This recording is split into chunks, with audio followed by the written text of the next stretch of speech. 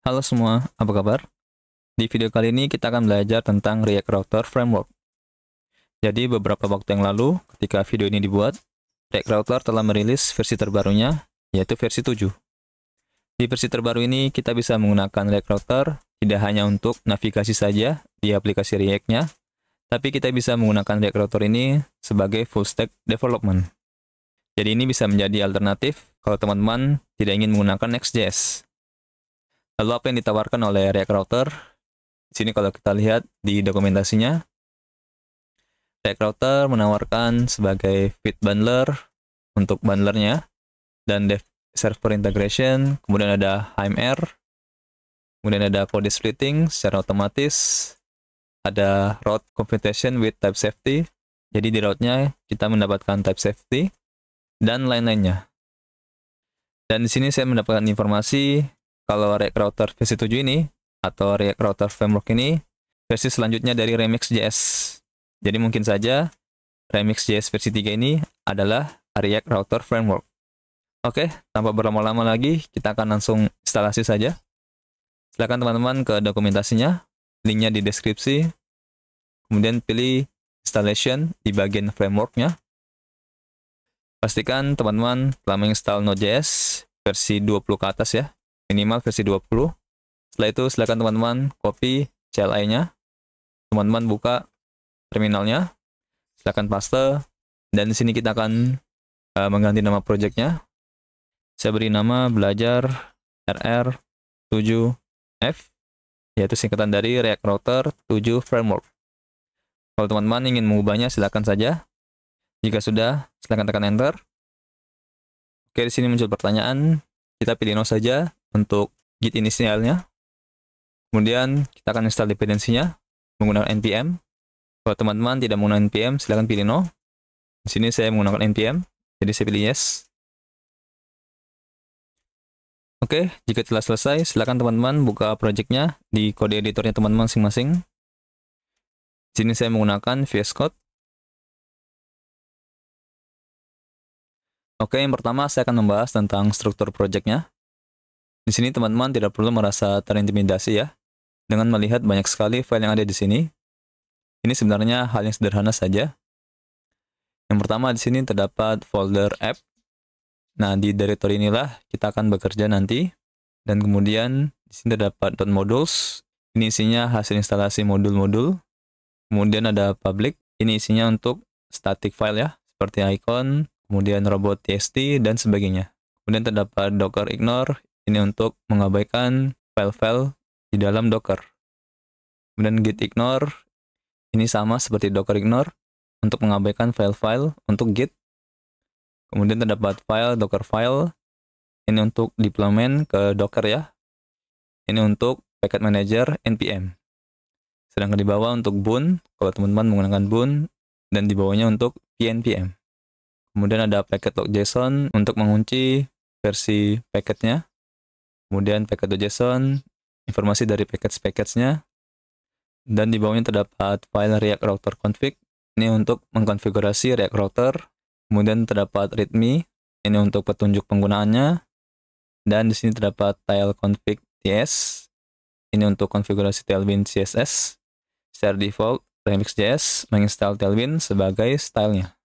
Dan kemudian terdapat file tsconfig untuk konfigurasi TypeScript.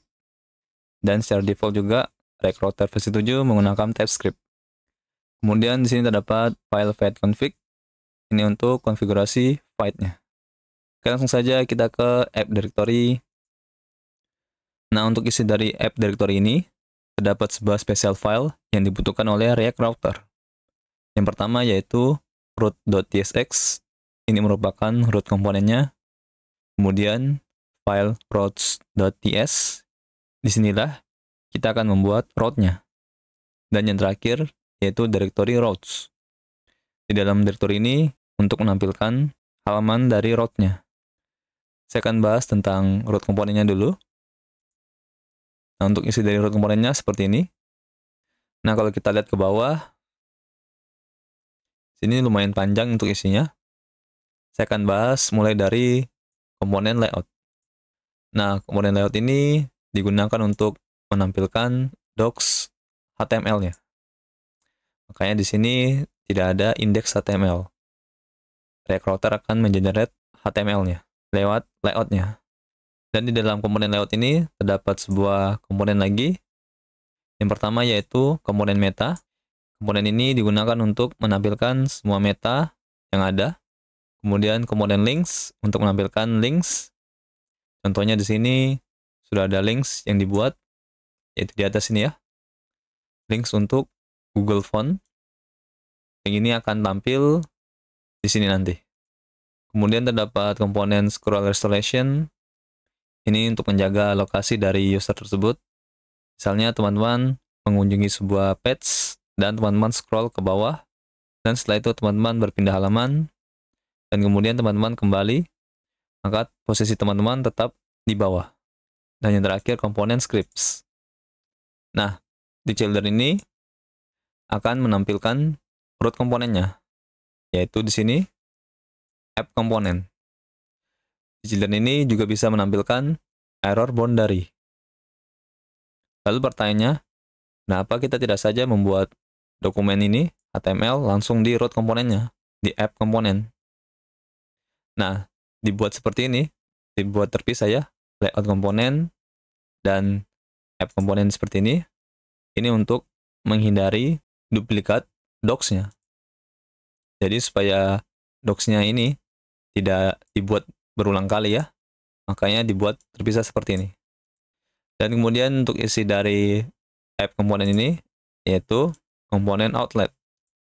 Ini digunakan untuk menampilkan child root-nya. Dan di bawahnya di sini terdapat error boundary untuk menangani errornya. Dan di sini terdapat error, biarkan saya dulu. Ini untuk types-nya, types root. Nanti ketika kita menjalankannya, maka akan di-generate types-nya untuk root komponennya. Kemudian saya akan membahas cara untuk membuat root-nya ke file routes.ts. Oke, di sini sudah ada isinya. Yaitu di sini terdapat main route-nya. Yang mana untuk membuat main route-nya kita bisa menggunakan method index. Dan kita berikan argumennya, yaitu berupa path komponennya. Yaitu di sini di directory routes yang isinya home komponen. Jadi kalau kita lihat di directory routes, di sini terdapat home komponen. Kalau kita lihat isi dari home komponennya, yaitu di sini mereturn welcome komponen. Dan di dalam komponen home ini, di sini menggunakan meta. Jadi dalam menggunakan meta, kita ekspor function yang bernama meta, kemudian mereturn array. Dan kita berikan di sini objek, misalnya yaitu di sini title dan name, description dan kontennya. Jadi kalau kita jalankan, silakan buka terminalnya, ketikkan npm run dev. Kalau kita lihat, ini adalah tampilannya. Lalu bagaimana caranya kalau kita ingin membuat route baru? Nah, untuk caranya, silakan kembali lagi ke file routes-nya.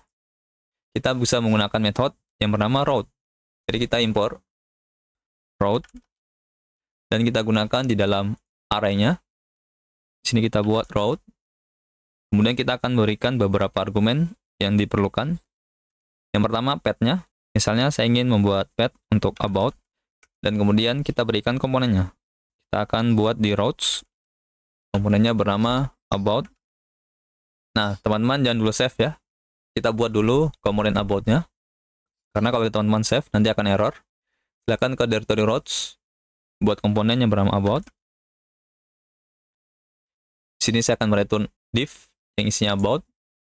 Jika sudah save, kemudian kembali lagi ke file routes-nya. Dan setelah itu, save. Kemudian kalau kita coba, saya ke about, maka tampil halaman about. Dan kemudian apabila teman-teman ingin membuat nested route ya, kita bisa membuatnya seperti ini. Misalnya kita buat lagi route. Saya berikan path-nya test. Kemudian kita berikan komponennya, yaitu routes test.tsx. Dan kemudian di ketiganya, kita berikan di sini array.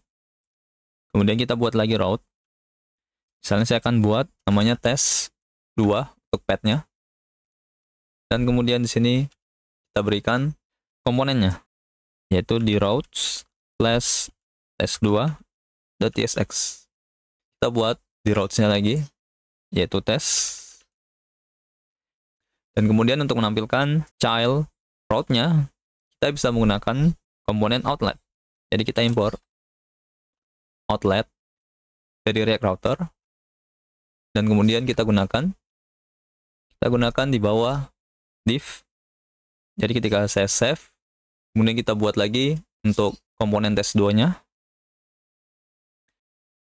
save, kemudian kembali lagi ke file routes-nya, save. Setelah itu kita coba,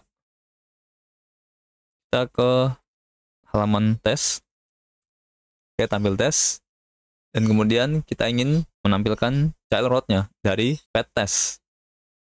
Jadi tinggal kita buat sini /test2, maka tampil test2. Ini adalah child-nya, dan untuk pet test adalah parent-nya. Jadi seperti itu cara membuat nested route.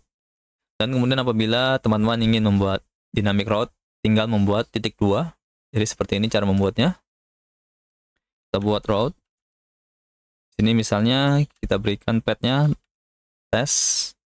Nah, di sini kita berikan /titik 2, kemudian nama paramnya. Misalnya saya berikan nama paramnya ID, dan kita berikan halamannya, yaitu routes, komponen test 3. Kita buat komponen test 3-nya. Kemudian save. Kembali lagi ke file routes-nya. Save. Kita coba /test misalnya 1, maka tampil test 3. Jadi seperti itu cara membuat dynamic route-nya. Dan kemudian apabila teman-teman ingin menangkap semua route-nya, catch all route-nya, teman-teman tinggal menambahkan bintang.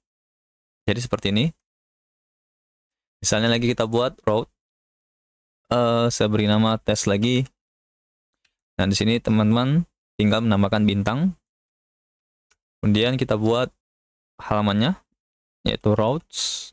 Kita berikan test4. Kita buat lagi komponennya di routes, yaitu test4.tsx. Di sini saya akan mereturn div yang isinya catch all route. Kemudian save. Kembali lagi ke file routes-nya. Save. Kita coba. Nah, di sini kita hapus. Misalnya bla bla bla / bla bla bla. Enter.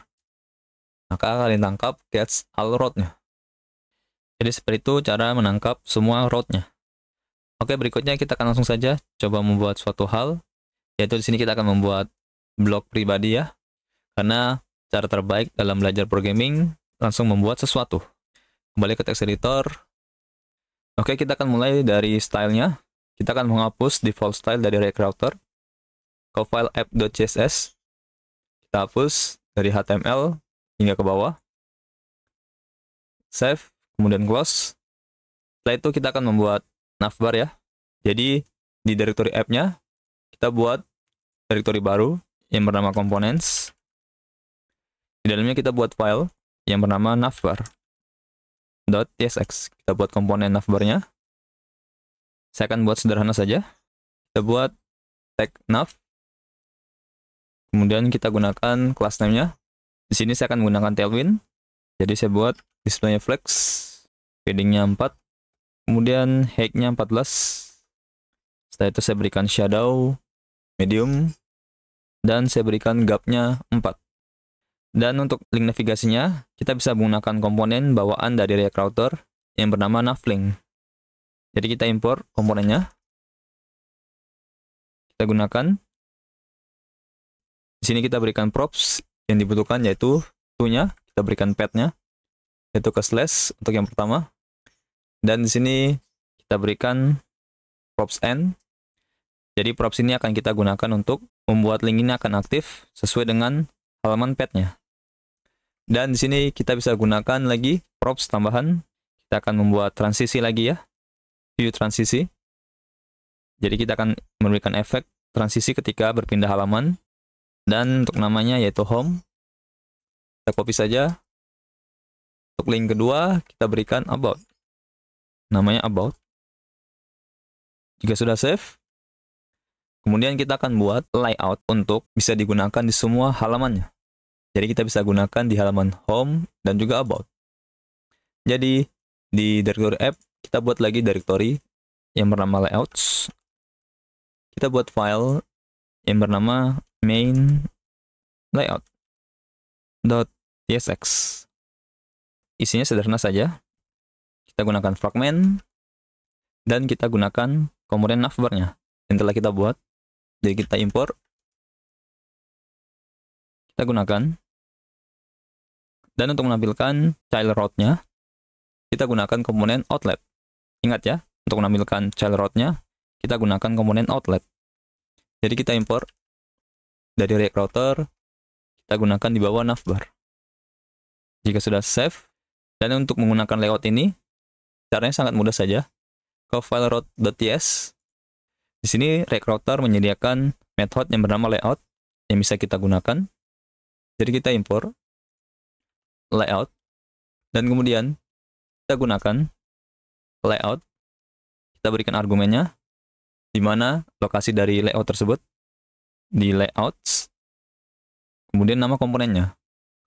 Dan setelah itu di argumen keduanya kita berikan array. Kemudian kita berikan halaman yang ingin menggunakan layout ini, yaitu di sini home-nya dan halaman about. Kita masukkan ke atas, dan setelah itu save. Dan kemudian kalau kita lihat di sini kita sudah berhasil menghapus default style-nya. Kita ke home. Oke, di sini telah berhasil ya tampil navbar-nya. Jadi kalau kita ke link navigasi about, oke, kita berhasil ke halaman about, dan bisa teman-teman lihat ya, ketika kita berpindah halaman, ada efek transisi fade ya. Sekali lagi kita coba, about, oke, ke home, oke. Dan kemudian, di sini kita akan membuat link ini aktif sesuai dengan halamannya. Jadi misalnya kalau di home, maka link ini aktif, kalau di about, maka aktif. Caranya sangat mudah saja. Kembali ke text editor, ke komponen navbar-nya lagi. Di sini di komponen navlink-nya, React Router menyediakan state yang bisa kita gunakan untuk mengaktifkan link ini sesuai dengan path-nya. Ada beberapa cara yang bisa kita gunakan. Di sini langsung saya akan menggunakannya di dalam komponen navlink-nya. Jadi kita buat function di dalamnya. Kemudian kita akan ambil state-nya, yaitu is active. Di sini terdapat 3 state yang bisa kita gunakan, is pending dan is transitioning. Kita pilih is active. Dan di sini tinggal kita gunakan. Saya akan gunakan span. Kemudian kita berikan home. Kita berikan style. Kita berikan class name. Di sini kita akan cek apakah aktif. Kalau aktif, maka kita berikan text red 400. Kalau tidak, kita berikan string kosong. Tinggal kita copy saja. Kita hapus about-nya. Kita gunakan, kita ganti home-nya menjadi about. Jika sudah, save. Kita coba. Maka di sini teman-teman bisa lihat ya. Di sini linknya sudah aktif. Saya ke halaman about, maka aktif halaman about-nya. Saya kembali lagi. Berikutnya kita akan menghapus tampilan default dari React Router. Kita akan gantikan dengan blok pribadi yang kita miliki. Nanti di sini kita akan tampilkan di bagian atas ini form datanya, dan di bawahnya kita tampilkan post datanya. Nah, untuk itu kita akan menginstal JSON server, package JSON server untuk membuat mock API-nya. Jadi kita akan tangani data post-nya dulu, dan kemudian nanti kita tangani form datanya. Kembali ke text editor, buat terminal baru, kemudian ketikkan npm i spasi minus d besar, yaitu JSON server. Kalau sudah enter, oke, jika sudah selesai, silakan teman-teman ke root project-nya. Saya rapikan dulu. Nah, di root projectnya silakan teman-teman buat file yang bernama db.json. Untuk isinya silakan teman-teman copy saja dari source code-nya. Linknya di deskripsi. Jika sudah save dan di close saja. Kemudian silakan teman-teman ke file packet.json. Di bagian scriptnya kita tambahkan lagi yang bernama res. Silakan teman-teman tambahkan ini scriptnya, yaitu JSON server spasi -- watch, yaitu db.json. Kita gunakan port 3001. Jika sudah save, kemudian di close saja, dan di terminalnya kita jalankan npm run res. Oke, telah berjalan ya untuk mock API-nya. Silakan teman-teman copy endpoint-nya. Kemudian di root project-nya, silakan teman-teman buat lagi file yang bernama .env. Nah, di sini untuk membuat variabel env-nya, kita tambahkan prefix yaitu void underscore API. Kemudian paste endpoint-nya. Kita tambahkan prefix void API ini karena kita akan mengaksesnya nanti di klien. Dan di sini seperti yang teman-teman tahu ya, untuk React Router Framework ini menggunakan bundler void, makanya di sini kita menambahkan prefix void. Jika sudah save, kemudian close saja file env-nya. Kemudian silakan teman-teman ke directory routes, kemudian ke komponen home. Di sini teman-teman hapus saja untuk komponen welcome-nya. Untuk saat ini kita berikan h1 halo. Kemudian untuk metanya kita hapus. Kita akan gunakan meta di root komponennya. Jadi nanti biarkan title-nya akan tampil di semua halamannya. Kita copy saja untuk metanya. Kemudian save. Setelah itu untuk directory welcome-nya silakan dihapus. Kemudian ke root komponennya. Di sini di bagian bawah links kita paste untuk metanya. Kita ganti title-nya menjadi belajar React Router Framework. Jika sudah save, kita close untuk root komponennya. Nah, di sini untuk mengambil data dari server, kita bisa menggunakan function yang bernama loader. Jadi, function loader ini berguna untuk query data atau get datanya. Jadi, di atas komponen home-nya, kita buat export function yang bernama loader. Di sini kita buat const res. Kita akan fetch datanya. Itu await. Oh ya, jangan lupa kita tambahkan asing. Kemudian kita fetch datanya. Untuk menggunakan int variable-nya, kita gunakan import titik meta titik env titik nama variabel env-nya, yaitu void underscore API. Kemudian di sini kita akan return res.json. Nah, untuk menangkap datanya, di bagian home komponennya, kita gunakan custom props ya, dari React Router yang bernama loader data, dan di sini kita berikan type. Nah, untuk type-nya kita akan import type, yaitu route from titik slash plus types slash home. Kemudian kita gunakan route titik komponen props. Dan sini kalau kita lihat datanya, kita buat console.log loader data, save. Kemudian silakan teman-teman kembali lagi ke terminalnya React Router. Kita ke browser, refresh, kembali lagi ke text editor. Sini bisa teman-teman lihat ya, datanya berhasil kita fetch. Tinggal kita gunakan.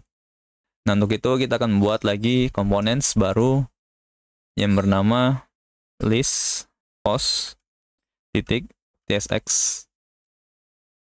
Sini kita akan berikan props post yang type-nya data props. Kita buat type-nya. Yang pertama untuk data props-nya, kita buat post, type-nya post array. Kemudian di atasnya kita buat type, yaitu post, yaitu di sini ID-nya string, title string, dan kontennya string.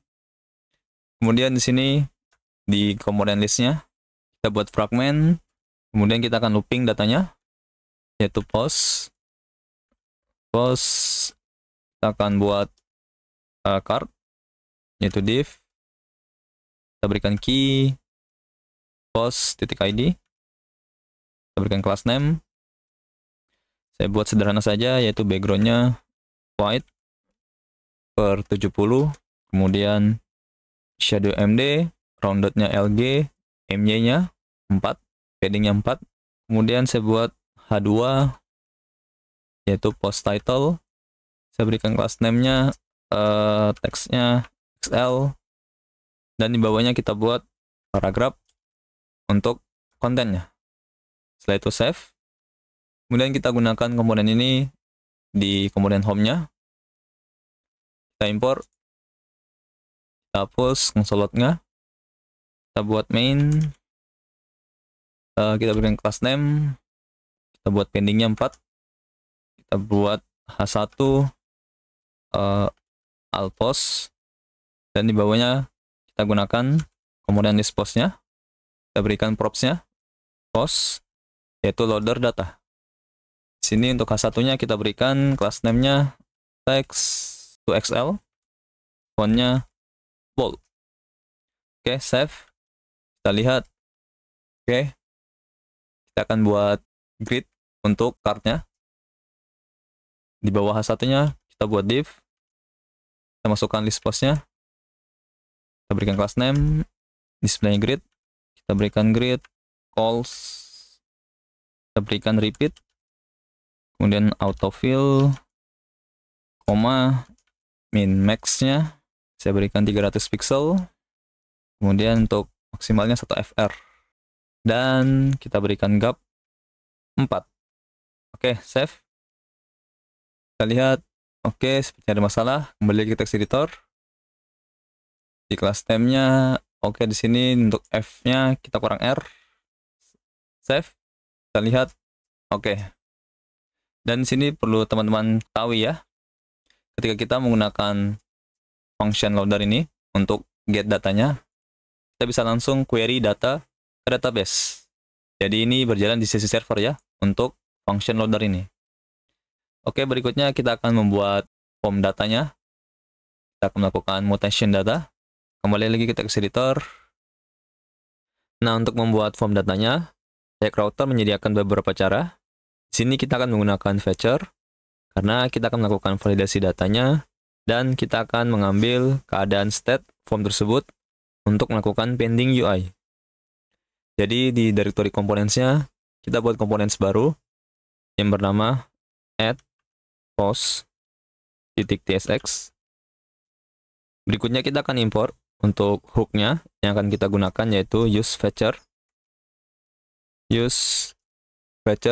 dari React Router. Kemudian kita buat komponennya, kita buat state yang bernama fetcher dari use fetcher. Kemudian kita akan return. Yang pertama kita akan buat card-nya untuk membungkus form-nya. Jadi kita buat div, kita berikan class name, kemudian kita berikan background-nya white per 70, kemudian rounded, kita berikan MD, heading-nya 4, kita berikan shadow MD, kita berikan max width-nya LG, dan kita berikan width-nya full. Di bawahnya kita buat form-nya, yaitu dari fetcher titik form, kita berikan methodnya, kita gunakan method post, kita berikan class name, kita akan mengatur untuk inputannya, kita berikan display-nya flex direction-nya kolom, kita berikan gap 4. Setelah itu kita buat lagi div, kita berikan label, yaitu title, kemudian di bawahnya kita buat input, yang type-nya text, kita berikan name-nya title, ID-nya title.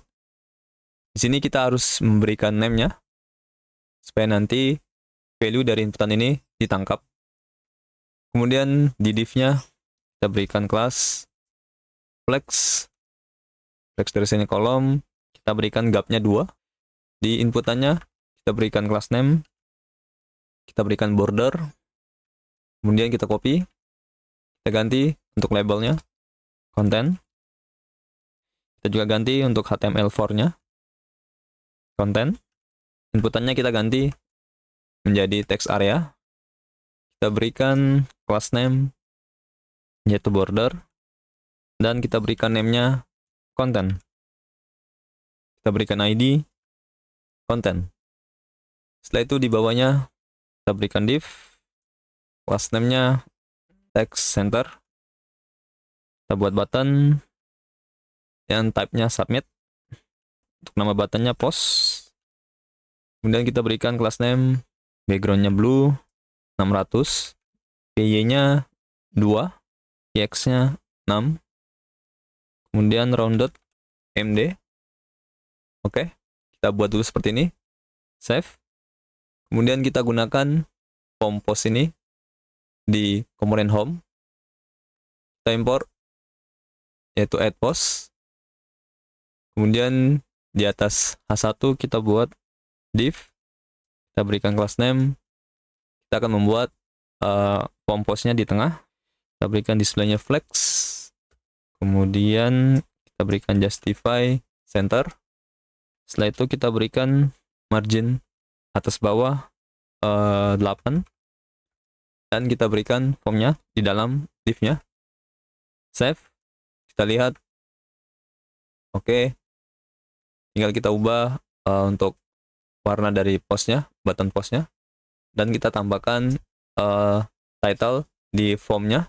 Kembali lagi ke text editor, ke add post. Di bagian buttonnya, bagian class name kita berikan teks zing 100. Di atas formnya kita buat H1, kita berikan add post. Kemudian kita berikan class name-nya text to XL. Kemudian fontnya bold.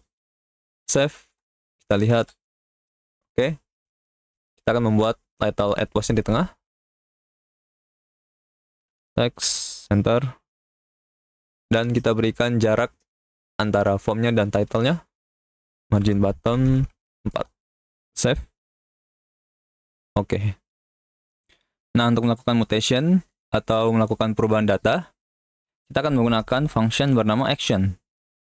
Jadi kembali ke text editor, ke home komponennya. Di sini di bawah function loader, kita buat function export async function itu action. Jadi ketika teman-teman melakukan penambahan data, perubahan data, ataupun menghapus data, yang menanganinya adalah function action ini. Kemudian kita akan mengambil request datanya.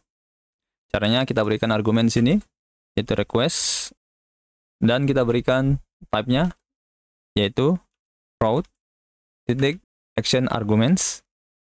Dan di sini kita akan mengambil form datanya. Kita buat variabel yang bernama form data await request titik form data. Dan di sini kita akan melakukan validasi datanya. Nah, untuk melakukan validasi, kita akan menginstal package tambahan, yaitu Zod. Jadi di terminalnya, silakan teman-teman matikan dulu servernya. Kemudian ketikkan npm i Zod. Enter. Oke, jika sudah, jalankan lagi servernya. Ketikkan npm run dev. Kemudian kita import untuk package Zod-nya. Z from Zod. Dan kita akan membuat untuk skemanya. Kita buat const schema, yaitu z titik object. Yang akan kita cek, yaitu title. Kita maunya untuk title-nya tipe datanya string, dan harus ada datanya. Kita berikan min 1. Dan yang kedua yaitu content, tipe datanya yaitu string, dan kita juga maunya harus ada datanya. Kita berikan min 1. Setelah itu, kita akan cek const parse data dari schema titik ref parse, yaitu title dari form data titik get title. Kemudian kontennya kita akan cek, yaitu dari form data titik get content. Jadi form data yang digunakan di sini ya, di React Router ini menggunakan API form data. Setelah itu kita akan cek if jika parse datanya tidak sukses, maka di sini kita akan mereturn data. Jadi nanti kita akan biarkan fetcher-nya yang akan menangani errornya. Jadi ke atas kita akan import yaitu data from React Router. Kemudian kembali lagi di sini kita akan return data. Nah, di sini kita akan berikan objek untuk data yang akan kita kirimkan ke fetcher-nya. Kita akan kirim objek yang memiliki properti errors. Value-nya kita berikan parse data titik error titik issue. Dan untuk argumen keduanya kita berikan status code-nya. Statusnya 400 yaitu bad request. Dan kemudian apabila berhasil, kita ambil datanya, kita buat const post data yaitu dari parse data titik data. Setelah itu kita akan simpan datanya, kita buat const res await, kita menggunakan fetch. Kemudian kita berikan settingannya, methodnya post, kemudian headers-nya yaitu content type application JSON. Kemudian kita berikan bodinya yaitu JSON titik stringify.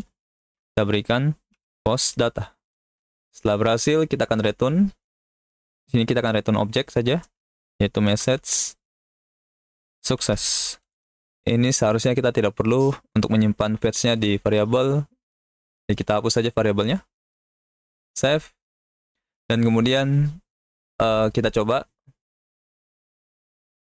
Misalnya title-nya tes, kemudian kontennya tes, kita post datanya, maka datanya berhasil ditambahkan. Nah, apabila kita kosongkan datanya, kita post, maka di sini datanya tidak berhasil ditambahkan ya. Nah, untuk itu kita akan tangkap data errornya ke text editor lagi, ke komponen add post. Untuk menangkap pesan errornya, kita buat di sini di bawah state fetcher. Kita buat const namanya errors, yaitu dari fetcher titik data. Kemudian kita akan optional chaining, kita akan tangkap errors dari yang telah kita buat di home komponennya. Yang ini errors ini. Kemudian menampilkan data errornya sesuai dengan kolom inputannya. Jadi untuk mempermudahnya, silakan teman-teman buat lagi directory baru di dalam directory app yang bernama utils. Buat file di dalamnya, yaitu file error .ts. Nah, untuk mempercepatnya, silakan teman-teman copy saja langsung dari source code-nya, linknya di deskripsi. Jika sudah save, kemudian balik lagi ke komponen add post-nya, kita import untuk util yang telah kita buat, file error dari utils. Kemudian di sini kita buat variabel yang bernama title error, yaitu dari file error. Di sini kita berikan untuk inputan title dan kita berikan data errornya. Kita buat lagi di bawahnya satu lagi untuk konten. Kita ganti title-nya untuk konten. Kita ganti untuk field inputannya bukan title, tapi konten. Kemudian tinggal kita gunakan masing-masing di bawah inputannya. Kita akan cek di sini, apakah ada error. Kalau iya, maka di sini kita buat paragraf. Kita tampilkan title errornya. Dan kita berikan class name, yaitu text red 500. Dan kita juga gunakan di bawah text area-nya. Kita copy saja, kita paste di bawah text area. Tinggal kita ganti, yaitu konten. Save. Kalau kita coba, oke, sudah tampil ya. Kalau saya tes untuk title-nya, saya buat lagi tes 2 post. Oke, di sini tampil pesan errornya. Kemudian kalau saya isi lagi kontennya, tes 2, saya klik post, maka berhasil tambahkan. Dan seperti yang saya bilang sebelumnya, kita bisa menggunakan keadaan state form untuk melakukan pending UI. Jadi kita akan membuat button post ini menjadi disable ketika melakukan proses mutation. Jadi ke text editor, untuk menggunakannya di bagian button, kita buat disable. Kita akan cek di sini, itu feature titik state sama dengan submit, save. Kita coba, kita akan buat throttling, inspect ke network, kita buat throttling ke 3G, refresh, kita isi lagi tes 3, tes 3, kita submit, maka di sini tombolnya menjadi disable. Kita kembalikan lagi untuk throttle-nya menjadi no throttling. Kita close lagi untuk DevTool-nya. Kemudian kita akan membuat untuk view detail dari post-nya, dan kita akan juga membuat button delete-nya. Kembali ke text editor. Oke, sebelum kita lanjut, kita akan rapikan dulu. Kita akan tutup semua file-file ini supaya nggak bingung. Oke, selanjutnya silakan teman-teman ke app directory dan ke file route.ts. Di sini untuk menampilkan detail post-nya, kita akan menggunakan dynamic route. Jadi kita hapus saja untuk route test, kita tidak perlu. Kemudian kita hapus untuk catch all route-nya, dan kita ganti untuk nama route-nya, bukan test, tapi post. Dan kita ganti untuk nama komponennya, bukan test 3, tapi post. Dan dulu save ke directory routes. Kita hapus untuk file test 4, kemudian test 3, test 2, hapus. Dan untuk file test, kita ganti namanya menjadi post. Save. Kemudian balik lagi ke file routes-nya. Di sini kita akan masukkan file route-nya, dynamic route-nya ke dalam layout. Kita ingin juga tampilkan navbar-nya. Save. Close lagi file routes-nya. Nah, di sini untuk menampilkan detail post-nya, kita akan menggunakan function loader lagi. Kita hapus dulu outlet-nya. Kemudian kita buat function-nya. Kemudian kita akan menangkap params-nya. Params untuk kita get single datanya. Jadi, di loader-nya kita buat params. Yang type-nya kita import type route from plus types slash post. Kemudian kita akan get datanya. Kita buat const res. Kita gunakan template literal slash params titik id. Dan setelah itu kita akan return test.json. Setelah itu kita tangkap datanya ke variable test. Kita ganti bukan nama komponennya test, tapi post. Kita gunakan props loader data yang type-nya route titik components props. Kita buat div.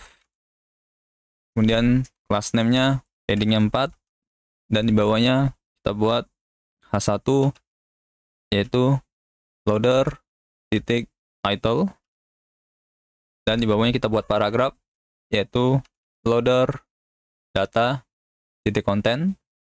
Untuk H1-nya kita berikan class name, kita berikan text to XL, font bold, dan juga kita akan tambahkan link navigasi ke halaman sebelumnya. Nah, di sini kita bisa menggunakan komponen link. Jadi kita import link from React Router, dan di atas H1 kita buat link, go back, kita berikan props yaitu to, kita berikan slash. Nah, di sini untuk perbedaan komponen navlink dan link, yaitu di link ini tidak ada state keadaan link aktif. Dan kita juga berikan props view transisi. Oke, kita buat seperti ini saja. Save. Oh ya, untuk type-nya jangan lupa, yaitu route titik loader arguments. Save. Kemudian kita buat tombol link detailnya ke components, directory components, kemudian ke komponen list post.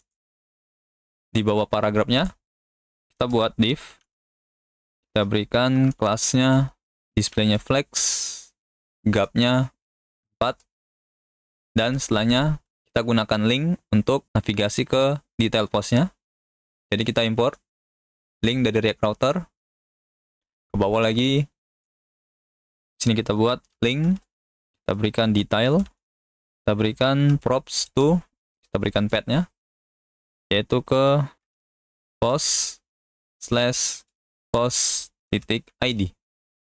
Dan kita berikan class name, py-nya 2, px4, background-nya blue 600, dan kita berikan rounded md. Kita berikan teks zing 100. Save. Kita lihat. Oke, di sini telah tampil tombol detailnya. Kalau kita coba, kita klik detail, maka kita tampil halaman detailnya. Kita kembali set. Kita klik yang post pertama hello world, klik detail, kita tampil halaman detailnya. Kita balik lagi, go back. Oke. Dan berikutnya kita akan membuat button delete-nya. Ke text editor. Nah, di sini di bagian komponen list post-nya, kita akan import sebuah komponen yang bernama form untuk membuat button delete-nya. Jadi dalam melakukan mutation, kita harus menggunakan form ya. Jadi kita import form dari React Router. Dan kita gunakan di bawah link. Kita buat form. Sini kita berikan metode-nya, yaitu delete. Kemudian di dalamnya kita buat button. Kita beri nama delete. Kita berikan type-nya submit. Kita berikan class name px4. Kemudian py-nya 2, rounded md. Kemudian bg-nya thread 600. Setelah itu kita berikan teks zing 100. Dan untuk mengirimkan ID-nya ke action-nya, kita akan menggunakan input yang tipenya hidden dan kita berikan value-nya. Jadi dalamnya kita buat input, type-nya hidden, kita berikan name yaitu ID post, kita berikan value-nya post ID. Kemudian save. Setelah itu kita ke halaman home-nya, yaitu komponen home. Ke atas di action-nya, di bawah form data, kita akan cek if request titik method, kita akan cek methodenya. Kalau delete, maka di sini kita akan hapus datanya. Kita akan tangkap dulu, ambil data ID postnya. Kita buat const ID post, yaitu dari form data get ID post. Kemudian kita hapus datanya, yaitu fetch. Kita berikan template literal, dan kita gunakan variable inv-nya. Slash, kemudian kita berikan postnya, ID postnya. Setelah itu kita berikan konfigurasi, yaitu metodenya delete. Dan ketika berhasil, kita return objek biasa yang isinya message. Kita berikan sukses. Oke, save. Kita coba. Kita klik delete untuk bagian tes 3-nya. Oke, berhasil, telah dihapus. Kita coba lagi untuk tes 2. Delete. Oke, berhasil. Oke, itu saja yang bisa saya sampaikan tentang React Router Framework. Untuk selanjutnya, silakan teman-teman eksplor lagi tentang React Router Framework. Semoga bermanfaat, dan terima kasih.